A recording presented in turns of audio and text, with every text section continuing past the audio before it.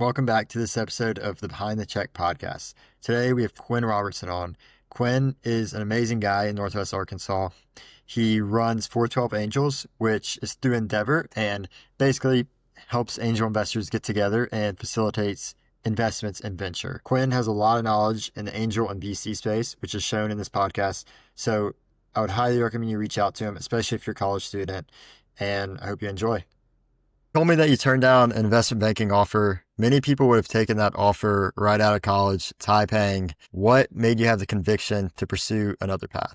Yeah, so for me, when I was going through that process, one, I'd already taken an internship at a company previously, and in the summer before that, um, they'd given me a full-time offer, and I was kind of just exploring what options were available. When I was looking at that investment banking pathway, one, I had never really thought about like traditional finance as a pathway for me to kind of start to build a career. So it was a little bit in left field just as a starting point. But I will say like were the hours, an investment banking analyst program, like there's a grind to that for sure, and like long hours. So like was that a little bit of a part of it? Yes. Um, the primary component of it for me though was the relationships that I had built out in my internship at the company that I was with. I had had an amazing experience there. Not only like some of those people are still mentors for me a decade later. And so having just an amazing experience with that type of company, with those types of people, it was something that I just wanted to double down on. And so that for me was the primary reason why I ended up jumping away from the investment banking pathway and jumping into more of the pathway that kind of set me off on my career today. That's awesome. How'd you get from Wichita back to Northwest Arkansas? I wanted to roll my sleeves up a little bit more with them. And so I had a mentor of mine that was launching a nonprofit or restarting a nonprofit in Wichita to help build up the tech community. And he said the first thing that I talk to when I go talk to entrepreneurs in the state of Kansas and ask them what they need, he said the first thing that they say is I need money. And so he said I want to go launch an angel group. And Quinn, like you look like you might be wanting to do something new, so like let's talk about it. And so um, it was pure happenstance that I was like, hey, this is an interesting pathway for me to go work with entrepreneurs a little bit more closely. And so that's the way that I chose to do it. And so I jumped out. I had no idea what I was doing at the very beginning. There are days that I still don't really know what I'm doing. We're all learning as we go. Um, but that was sort of how I got into angel investing, was jumping out of sort of the corporate America world, jumping into nonprofit space, running the angel group. And then when this is about 2.5 years ago, the Walton Family Foundation was wanting to do quite a bit more work on building up an angel investment community in Northwest Arkansas. Um, and so I got the right opportunity to come back and take that helm. And I've been doing that for the last couple of years. So taking what I'd learned in Wichita and hopefully trying to stub my toe less as I'm doing it here in Northwest Arkansas. Yeah, so Wichita, did you learn anything about venture capital? Did you work in it, or did you have to learn as you went when you came back I had to to learn as Northwest I went. Arkansas? This was the first few weeks that I was on the job. It was me getting thrown in the deep end, uh, spending time on like intro calls with entrepreneurs and trying to evaluate them as investment opportunities. And I got thrown a couple of books. I got thrown a couple of places I need to go and learn. But a lot of it was just like, here's a few things for you to know about what VC is. I had gotten a little bit of those when I was back at Coke. We had started to look by the tail end at like maybe might want to invest in some of these companies, but it was very, very minimal. And so a lot of it was just how do I get up to speed as quickly as possible, both in books and really audiobooks and some of that type of stuff. Like there wasn't a heck of a lot that was available. So it was a lot just getting thrown in the deep end. I had a few folks that were kind of positioned around me, both my supervisor and a couple of other folks that like they had been doing this for a little while. So in angel space, in VC space. And so they were obviously like, I was soaking up as much as I possibly could from them as well. So that was basically how I how I got from 0 to 1 in that whole process. That's awesome. Speaking of books, I just read this book called The Mom Test. It's a very weird name, very weird. It's a pink cover, but it's actually probably one of the best business books I read. Highly recommend it. It's basically about, it's more for entrepreneurs, but can be applicable to VC about like how to know if an idea is good without like saying, hey, here's my idea. Is it good? Because then people will be Yep. biased. So how to like actually ask customers the right question. Anyways, that's a little off topic, but Love it. I Love recommend it. it. For college students that might be, let's say, in your case, coming from Wichita, Northwest Arkansas, and don't know what angel investing is or how to get into it, how would you define angel investing and how is it different from other stages of VC? Yeah, yeah, yeah. I'll give a couple of different data points relative to that. There's this what the reality on the ground is, and then there's kind of this like optimistic perception, I think, of what it is. Um, a lot of what even sometimes the industry or like easy like terms that get thrown around of like the angel stage of a business is like you are the capital that's coming in right after like the friends, family, and fools, right? You've got like there's probably a PowerPoint deck, maybe a little bit more, but like you are the earliest stage where a company is trying to, a growth oriented company is looking for money to try to help build the business and start to get some early customers. Um, and so like everybody views angel investing as like this. I'm investing money off of my own balance sheet. It's an individual decision that I'm investing in this company, but like it is so early stage and you are the earliest person there. And the reality is, an individual investing off of their own personal balance sheet to go into these early stage companies, totally true. But a lot of angel investors are going to also invest right alongside the venture capitalists as well, right? If a company needs $1 million, a VC might lead the deal with 500,000, and then another VC might come in for 100 or 250, and then they might go talk to groups like mine or other angel groups across the country to go help fill these rounds up. Um, and so we're investing when companies have a couple 100,000 in revenue, maybe 1 million or so in revenue. Um, and so like I almost view angel investing can sometimes be like a more disorganized version or a more decentralized version of venture capital because you are investing maybe a little bit later stage. And I also tell folks it's probably a good thing to do. You shouldn't only angel invest in, you know, a guy or a gal and a PowerPoint deck stage. You should probably build some diversification in what stage these companies in, what risks have they de-risked as a part of that as well. So, but that's kind of fundamentally what it is. It's like Shark Tank, and a lot of times you're doing it at the very earliest stages of a business, but you're also doing it at some of the later stages as well. That's awesome. Have you seen more of those, I guess, bigger rounds in angel investing? And I guess you could say pre-seed stage with AI and all the new focus. I think I saw the other day on Hmm? PitchBook, it said that over 50% of all, I think it was overall VC funding is now Yeah. AI focused. Yeah.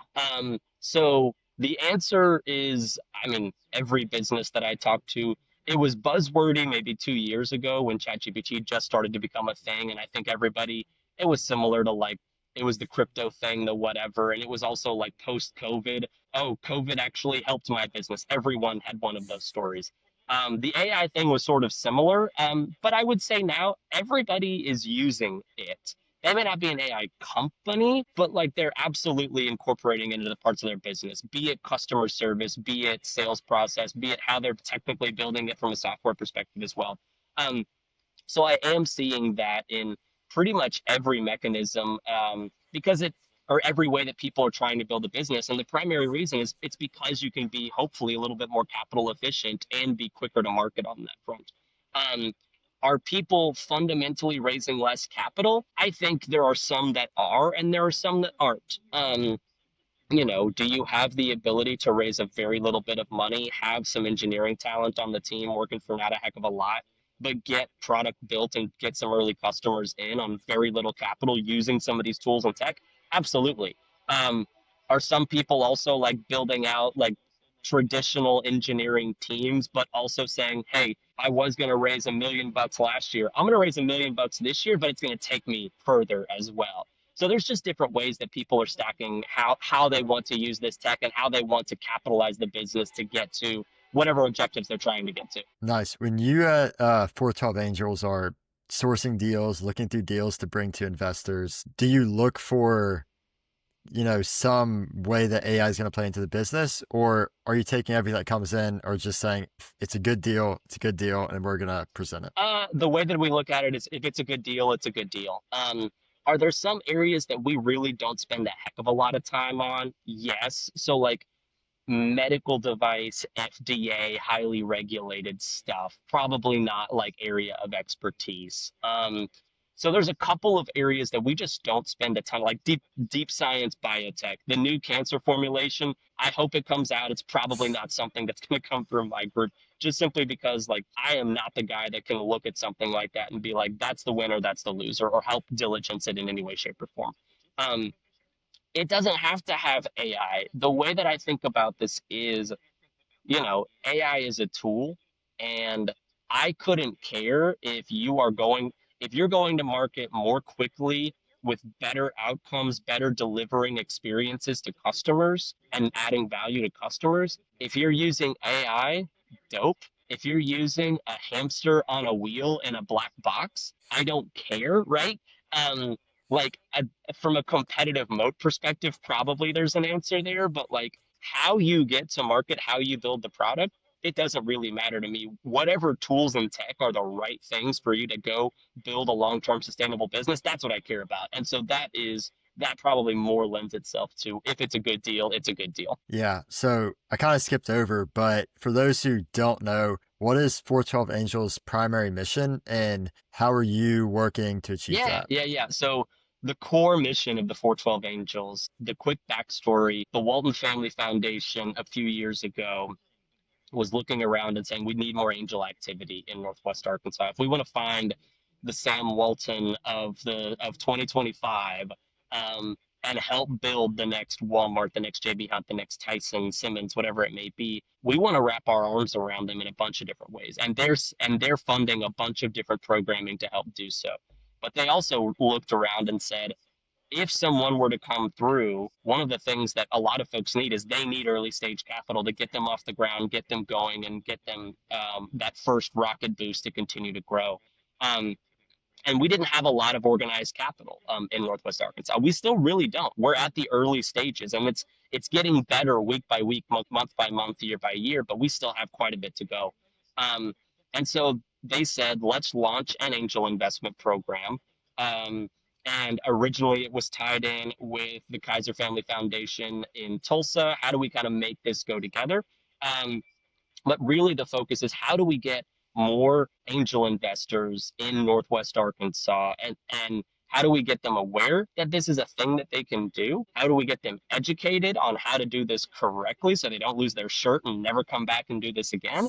And then how do we get them activated? So how do we get them going from I see that this is going on, but now I'm actually deploying dollars into companies at this stage. And so what that looks like today is me as a part of a larger organization called Endeavor, which is a global network and accelerator program. And they've got an office in Northwest Arkansas as a part of the Heartland region. Um, what I do is go out and find people in Northwest Arkansas that have some level of wealth that might want to actually get involved with this. We've got some level of like education programming, curriculums. We do meetups and some of that type of stuff to get people aware of how to do this angel investing thing. Um, and then on top of that, I also then go source, screen, and diligence some investment opportunities that we partner up with VC funds across the country and angel groups across the country um, to help provide opportunities for these angel investors to go and actually execute upon. So, like, I'm not telling anybody what to or not to invest in or why they should spend their money, how they spend their money, but we want to give them vetted opportunities that they can raise their hand and say, yes, that's an interesting one. Let me go invest in that.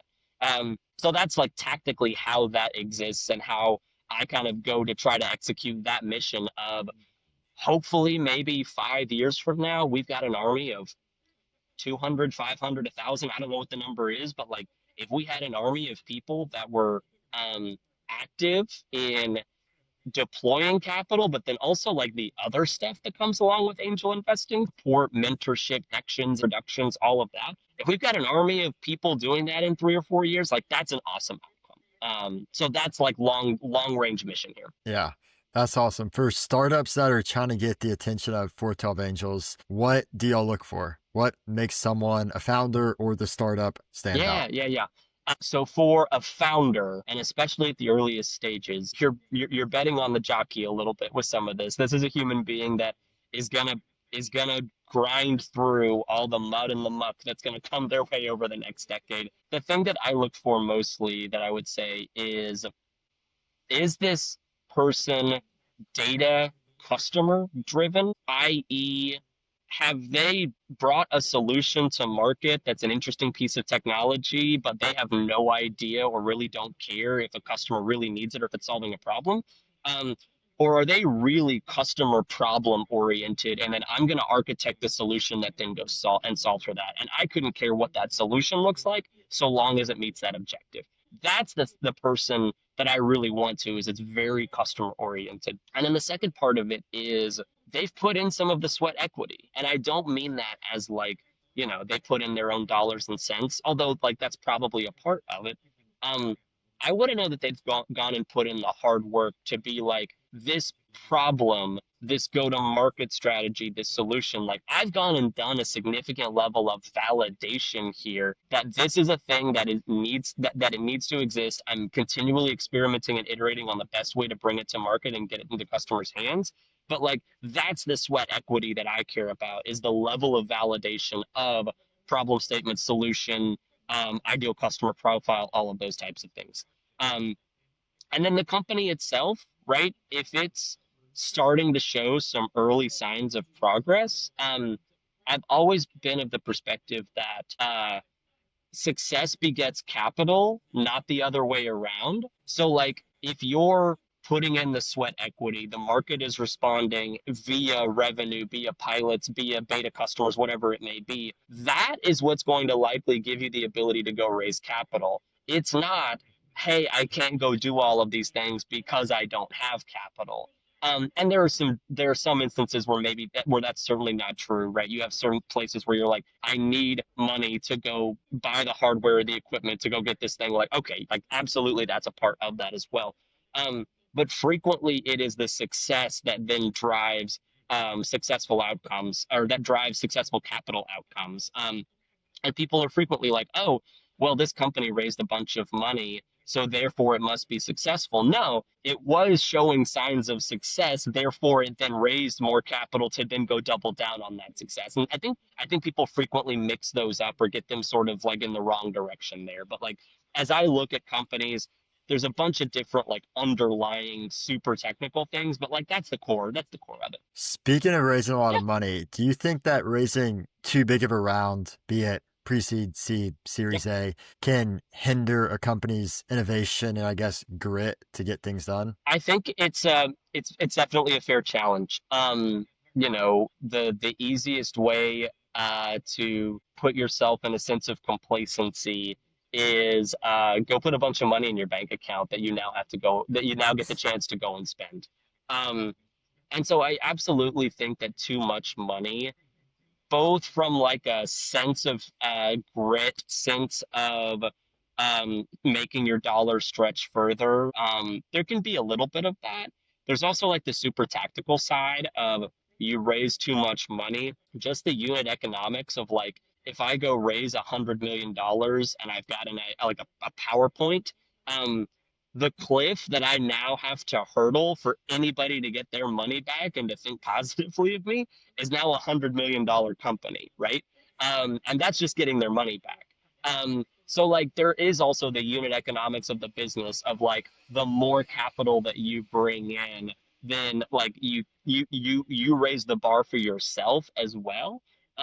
But I do think that like too much money in too early can be a potential negative sign there. But there is also the flip side of the coin, and I think this is something that we see in the Midwest and the Heartland is a bit is you can also undercapitalize a business, right? I am not getting to market quickly enough. I don't have the amount of team members or technology that let me successfully iterate quickly on this product and get product shipped. I don't have enough people to support the customer base that's coming in, so they have a bad experience. So I'm not growing as quickly, or I'm churning. So like, it's a very fine little balance of like how much capital is too much, and there's no right answer on that. Let's be serious. It is a little bit more art than science in that space. Yeah, that totally makes sense. And speaking of problems, what's the biggest problem that you can think of right now that a founder has faced that's common across, say over 75% of founders? And how do you think they should overcome that problem? Yeah, most founders that I talk to, I always tell folks if you want to get into being an entrepreneur, you need to learn sales because you're going to be a salesman. And it's sometimes going to be selling customers, sometimes it's going to be selling investors, sometimes it's going to be selling new hires. So there are a lot of founders that I run into that like the first person that they want to hire or why they're raising money is because they're gonna go and hire the chief sales guy that's gonna go like solve all their problems and go get money and revenue in the door.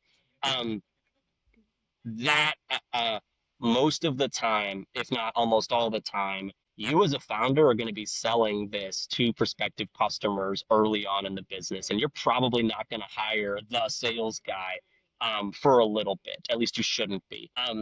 Your job is to go figure out how to sell this thing and figure out if people want it and why they want it and how they want it.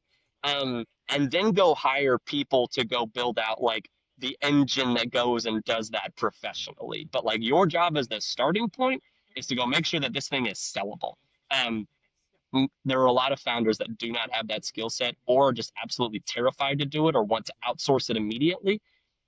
Most people that I talk to, like that's my feedback back to them is you need to go figure that out. Yeah, that's awesome. How have you figured that out? Or how have you seen founders figure that out? Because I'm sure as an angel investor, you do a little bit of sales too, right? I mean, maybe not to the same extent, but you may, when you're trying to get in on a deal, have to convince them, hey, I'm the guy that you should do this Totally. deal with. How do you do that? Um, it's a wonderful question. It's value delivery. You have to test and iterate on is the thing that I'm providing valuable to that other human being and why?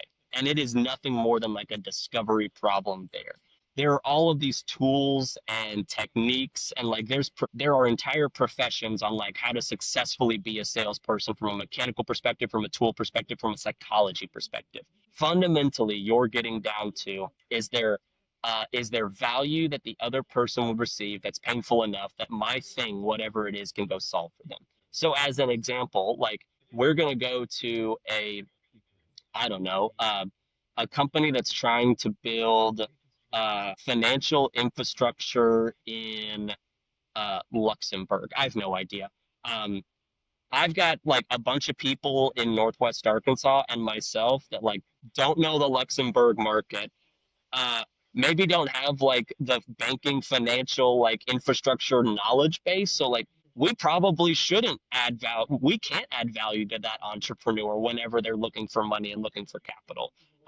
So like there really isn't a value delivery mechanism. You go to a cybersecurity company that is selling into fleets and 3PLs and logistics companies. I got a few of those, and I've got some people that know that space super well. So, like, we do have some value that we could deliver by being a part of that.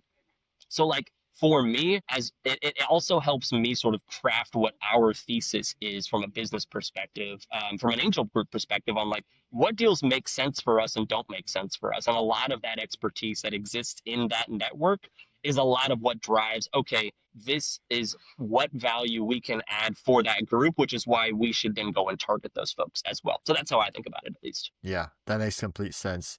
And I think that's a big misconception in the venture space is people that aren't in VC or in the space or founders, they think they look at Airbnb and like, look at the return Airbnb brought these Yeah. people.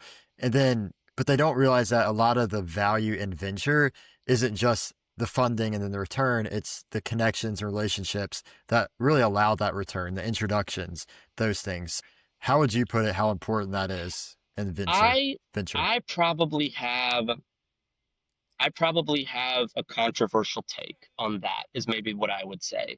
Um, I forget who it was, but there was a well-known VC manager in the last couple of years, and I think I'm going to butcher the exact details, but the summary was 90% of VCs don't add value, even though 100% of them are going to tell you that they add value.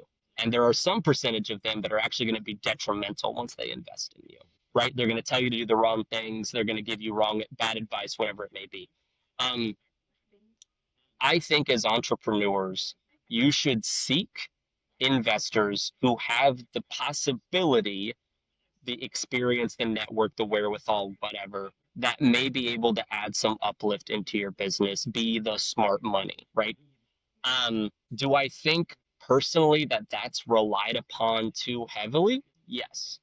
Um, you, the founder, are the one that is in the driver's seat, building this boat, driving this ship. Um, the people around you, your advisors, your investors, etc., should be gasoline, additional rocket fuel into an existing rocket, but they should not be a crutch for why or why not you will be successful. You, as a founder, should be successful even if I invest in you and never talk to you again. But let's be more successful or be successful more quickly because I'm the human being that's helping there. And so I think a lot of investors do bring up the we add a ton of value to our portfolio, yada yada yada. Like I know that some of them do, and I have worked with many who do. Um, I don't think I think it's probably relied upon far too heavily, um, and I think it's probably more overstated than a lot of folks, both on the founder and the investor side, would like to admit. That's my personal take, at least. Yeah, no, I agree with that. I think that's a great analogy that, it's I forgot exactly what it was, but basically you are the gasoline and you're just pouring it on the That's it. fire. I think when you look at the Airbnb, the Uber, I guess OpenAI now, whatever, that you see the founders who stuck Google, stuck with the company for a long time, built the company, but they had investors come in and help them, give them advice, basically Totally, say, hey, this area is looking a little weird. Consider this. And they consider like, yeah, you're right. Let's go do this. Or make that introduction that gets them, another investor that's great or a big client or whatever. I think that's great. totally. So we're getting close to time Sure. here. I want to ask you a few questions related to students, Yeah, and because I'm a student, what are some ways students can start building their network while in college and gaining exposure to the startup ecosystem? totally. There's a few different ways that I would think about it. There a lot of local startup communities will have events like 1 million cups or others, where a lot of entrepreneurs and then like startup community people just like naturally kind of gather. And sometimes it's like a co-working space, sometimes it's like an event, but like a lot of communities will have, a website that lists a bunch of different like startup community events. Just go hop into a few. Like that's the way that you're going to start to go and do that. A lot of getting involved in startup land and startup world, it's like via osmosis. Like you kind of just have to be there for a lot of that. Um, think about internships with local startups. Think about them with local VC funds, with local entrepreneur support organizations or nonprofits. Like those would be mechanisms that I think you could kind of get involved there and start to do that. If you're also wanting to go 0 to 1, just on the knowledge perspective, when I jumped into this like angel investing VC world, at that time I was on Twitter. I'm no longer on the platform. I basically like deleted almost every person that I followed, Googled who are the 100 people that I should follow in VC and startup land and angel investing land, and went and followed them. So that way, when I was naturally doom scrolling, because like I'm just going to naturally doom scroll, um, it's going to have content that just starts to get this at top of brain, and I get to start to learn from people in that perspective. um and like, don't be afraid to just randomly cold DM. There are students that have randomly reached out to me that want to grab a cup of coffee and that are like, "Hey, I want to get into angel investing world or VC world. Like, what should I do?" And I'm like, "Let's grab coffee. Let's go talk about that." Go find your student organization, be it a student run venture fund or like a VC club, and a lot of I know some campuses don't have them, but a lot more are starting to have them. Like that would be a way because those organized groups probably are going to be the ones that are also going to get access to like the local VC fund guy, the local angel investor guy, the founder guy, or gal. And so I would say like those are probably the ways that I would say if you're a student to like start to just build all of that up. And it's probably going to be fairly shotgun approach. And I think that's okay. Like put a lot of reps and start to build a larger community and then figure out like I like the investing stuff or I hate the investing stuff, but I love the founder stuff. Like go figure out how you want to play ball. But give yourself the chance to kind of poke and prod and peek at a bunch of different things. Yeah, I'll add to that. That's great. So if people are out there like scared of networking or whatever, I will say like I networked in investment banking, talked to like 20 people, and then I started just naturally talking to people in VC, and it's just like polar opposites. Like no offense to the investment banking people, but they're more corporate, hard to talk to, whereas the VC people, it's just like a normal conversation. So there's not as much to be worried about. And then once you get involved, people in VC are more willing to like help other entrepreneurs or college students or investors out. And so that's just some advice. Now, pulling off back in the startup land, what are some exciting trends that you're looking at right now? And what are you optimistic about? Optimistic right now that, over the last 5 to 7 years, be it Web3 or crypto or blockchain or AI or like whatever the sexy tech buzzword of the day is, um, the one thing I will say over the last couple of years that I think also will exist over the next decade, the ability to build a business quickly, cheaply, from anywhere, and augmented with amazing technology. Um, Now is no there is no better time to build a company from the ground up than today. And I think that lends then itself to amazing entrepreneurs coming from random places that you wouldn't expect, like tiny town Arkansas, or not the Austins of the world or whatever. So for me, that's where I think I am really excited is it's going to present challenges because VCs or angels, the folks that I run around with, we got to go find and build network and find a way to go find the random entrepreneur that's building the amazing thing in 1,000 person middle of North Dakota place. Like there's that's going to be really hard for me. Um, but like it's going to be super cool to see the democratization of folks getting building amazing companies from wherever. um, I also love the fact, especially with like the younger generation, where having the side hustle or thinking about ways to monetize themselves or build a business outside of their corporate gig or outside of their day gig or whatever it may be. Um, i think there's I wouldn't say a stigma that may have existed, but I think it's more mainstream that folks are thinking about these things. Look at the podcast that like I'm on right now with you as a college student, which like I would have never thought to do back in the day. And so I think there's like this personal brand component that's also really cool that lends itself to there's this wave of like ability to build really cool businesses. But then there's also like this desire and drive that's coming through that I'm also seeing with some of the new founders that I'm working with as well. So like both of those things make me really optimistic about just the cool stuff that's going to come around in the next decade. Yeah, I'm the same way. I'm super optimistic about that and excited to see like the people from, like you said, North Dakota that build something that maybe we all use one day, or just maybe people in a certain industry use. I think that's Totally. great.